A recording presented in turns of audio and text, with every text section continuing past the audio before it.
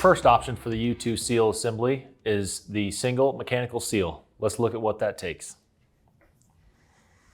Got a shaft O-ring and one shaft O-ring groove. Install the O-ring with lubricant. Get your rotating seal. 2 flats on the back side. Match the 2 flats on your shaft. Align those, install the seal. Rotate back and forth, make sure you're seated.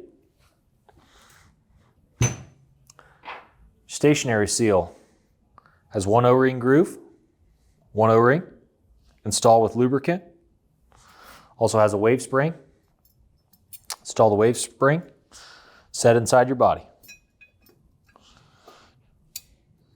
Install, check for seal movement.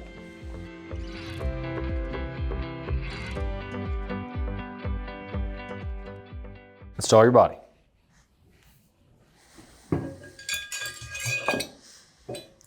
Tighten your body retaining bolts. And that concludes the assembly of a single mechanical seal.